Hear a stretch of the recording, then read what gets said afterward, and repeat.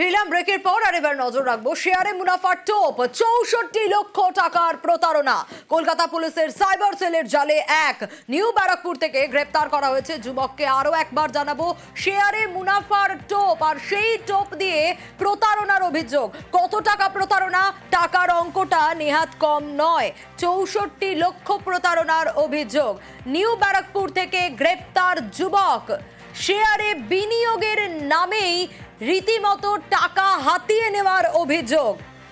কিন্তু কিভাবে এই প্রতারণা চলছিল, কারা চালাচ্ছিল, স্বাভাবিকভাবেই এই প্রশ্নগুলো উঠছে।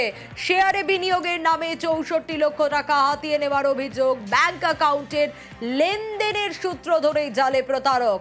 বাজেয়াপ্ত মোবাইল, চেক বই, পাস বই, ডেবিট কার্ড। নজর রাখবো মহেশতলার দিকে। একটা খাল আর তার দুপাশে বাড়ি। যাতায়াতের সুবিধের জন্য খালের উপর ব্যক্তিগত ব্রিজ বানিয়ে নেওয়া হয়েছে। হ্যাঁ, ব্যক্তিগত ব্রিজ। আর এর জেরেই নিকাশির সমস্যা। মহেশতলায় কাউন্সিলর ধমক দেওয়ার পর নিজের উদ্যোগেই বেআইনি নির্মাণ ভাঙা শুরু।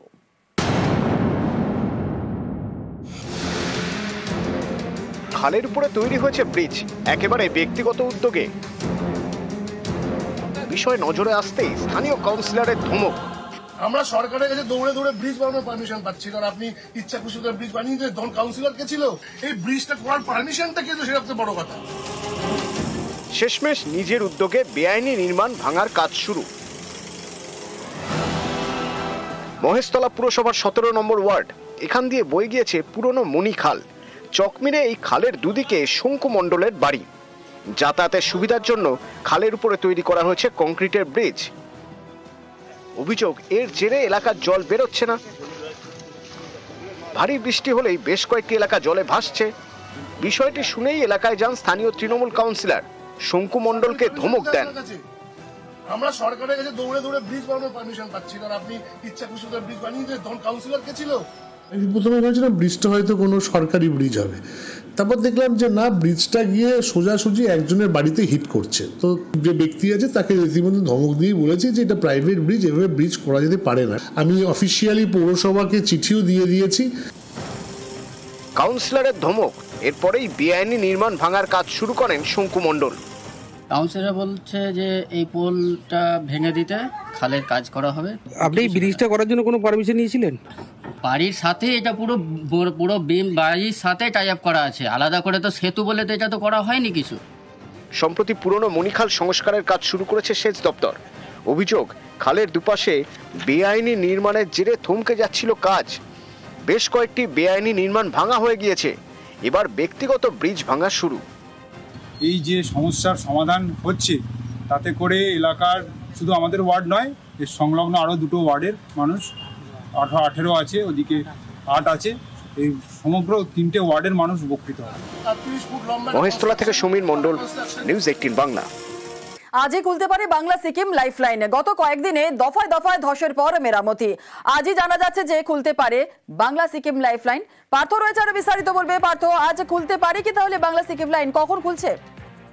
দেখো, এমনটাই কিন্তু জামায়াত প্রশাসনিক সূত্রে বিএসএল কর্তৃপক্ষ কিন্তু গতকাল রাতভর কাজ করে এবং সকাল থেকে আবার ধস সারানো কাজ শুরু করেছেন। নতুন করে 29 মাইল সেলফি রাডার থেকে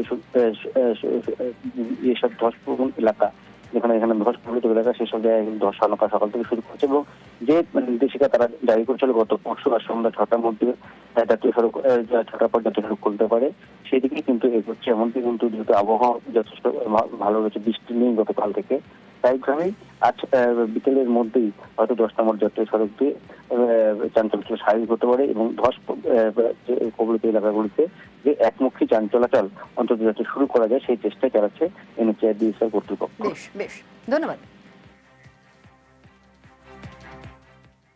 আর এদিকে বাংলা সিকিম লাইফলাইন সারাইয়ে নয়া প্ল্যান। 10 নম্বর জাতীয় সড়ক বাঁচাতে পরপর সেতুর পরিকল্পনা। সড়কে চাপ কমাতেই তিস্তার ওপরও ছোট সেতু তৈরির প্ল্যান। 29 মাইল এলাকায় ধসের জেরে বন্ধ জাতীয় সড়ক। পণ্যবাহী গাড়ি যাতায়াত বন্ধ থাকায় বিপুল লোকসান।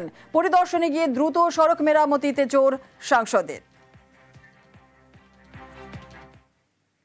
जो NH10 की सड़क थी वो अपना अस्तित्व खो चुका है। जब तक NHPC इरकॉन और NHPC इरकॉन के साथ NHAIDCL के मिल करके काम नहीं करेंगे, इसका कोई लॉन्ग टर्म समाधान नहीं है। इस रोड में नए अलाइनमेंट की आवश्यकता है। नदी के ऊपर से जब तक ओवरब्रिज बना करके नहीं ले जाएंगे बहुत सारी जगह पे, तब तक इस सड़क पे चलना बहुत सुरक्षा की दृष्टि से बहुत ठीक भी नहीं है। ফুসছে নদী ভাঙছে পার, লালগোলার তারানগরে তলিয়ে গেল রাস্তা, বাড়িতে ফাটল, মাথা ভাঙায় ফুসছে জল ঢাকা চাষের জমি জলে, নদী পার থেকে সরছেন বাসিন্দারা।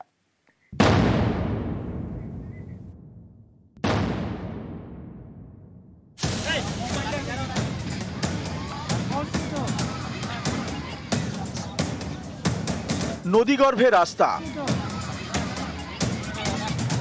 এই দেখুন ভেঙে পড়লো আস্ত একটা গাছ। ভয় ধরাচ্ছে ভাঙন, বাড়ির চাল থেকে টালি খুলে নিচ্ছেন যেটুকু বাঁচানো যায়।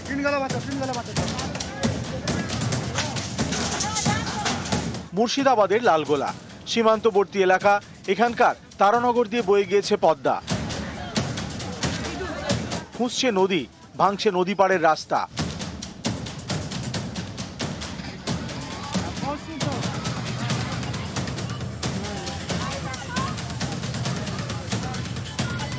আমাদের যে বিএসএফ এর রোডটা, নজরদারি করার রোডটা পুরোটা ভেঙে একটা বাড়ি পুরো ফাটাল ধরে নিয়েছে এই পদ্মার জলে। আমরা ভীষণ আতঙ্কে আছি। আমরা আমাদের বাড়ির সব জিনিসপত্র, কেউ তাদের সন্তানকে সুরক্ষিত জায়গায় নিয়ে যাচ্ছে, কেউ আবার কারোর ঘর জিনিসপত্র সব মালপত্র নিয়ে অন্যত্র রাখছে। ওর আর মাথা গোঁজার জায়গা নেই। এতদিন ধরে যা ছিল ঘর, ওর সেই ঘর বাড়ি নদীতে তলিয়ে গিয়েছে। রাস্তা ভেঙে তলিয়ে গেছে পদ্মায়।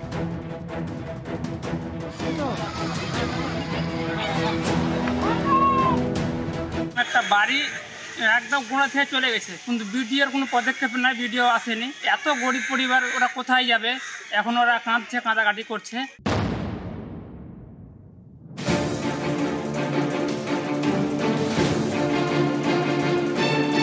কোচবিহারের মাথা ভাঙা, এখানকার ইন্দ্রের কুটি দিয়ে বয়ে গিয়েছে জল ঢাকা। নদীতে কোনো বাঁধ নেই, বছর খানেক ধরে পাড় ভাঙছে নদীর। কয়েকশো বিঘা চাষের জমি জলে। অনেক জমি জায়গাতে চলেই গেছে। এবারে যে কি হবে, চাষের জমি তো যাচ্ছে আস্তে আস্তে। যে এবার যে ভাঙন আছে এখনো ভাঙতে এসে, আরো জল হলে আরো ভাঙবে, বাড়ির দিকে রওনা হচ্ছে। নদী ভাঙন এখানে একটা বড় সমস্যা। সেই সমস্যাটা ইরিগেশন দপ্তর, নদীর বাঁধ ওনারাই দেখেন, ওই দপ্তরেই দেখে।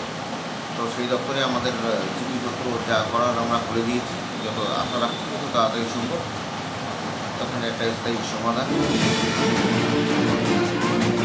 ক্যামেরায় ফারাদ হোসেনের সঙ্গে প্রণব বন্দ্যোপাধ্যায় এবং রাজেশ দাস, নিউজ 18 বাংলা। কলকাতা মেট্রোর বেহাল দশা, পরিকাঠামো মেরামতিতে তাই এবার মেট্রো জোর দিচ্ছে। একেবারে স্টেশন ধরে ধরে সেন্ট্রাল মেট্রো থেকে কবি সুভাষ স্টেশন অবধি কাজ চলবে। আরো বিস্তারিত এই বিষয়ে জানাতে পারবে আবির, রয়েছে আমার সঙ্গে। আবির, রাইটস এর সমীক্ষা হয় আর তার রিপোর্টের পরেই কি সিদ্ধান্ত নেওয়া হলো?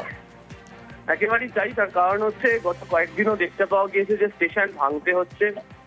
দেখতে পাওয়া গিয়েছে যে স্টেশনের মধ্যে অঝোর ধারায় টানেলের মধ্যে জল ঢুকছে, লাইনে জল দাঁড়িয়ে থাকছে, এবং এই অবস্থাতে পাতাল পথে মেট্রো চালানোটা বেশ সমস্যা তৈরি হচ্ছিল। এরই প্রেক্ষিতে টেন্ডার ডাকা হয়েছে এবং কবি সুভাষ থেকে কাজ হবে সেন্ট্রাল পর্যন্ত। 9 মাসের মধ্যে কাজ শেষ করতে বলা হয়েছে। একই সময়সীমা ধরাও হয়েছে কবি সুভাষ মেট্রো স্টেশনকে সম্পূর্ণরূপে সারিয়ে নতুন রূপে নিয়ে আসার জন্য। মেট্রো কর্তৃপক্ষের বক্তব্য, এই কাজ তারা শেষ করলে যাত্রী পরিষেবা চালানোর ক্ষেত্রে আর কোনো অসুবিধা হবে না। রাইটস এর রিপোর্টে উল্লেখিত হয়েছে কোন কোন জায়গায় কি কি ধরনের অসুবিধা হয়েছে, সেই অসুবিধাগুলোকে নির্দিষ্ট করেই এই কাজ করবে যে সংস্থা দায়িত্ব পাবে। বেশ আবির।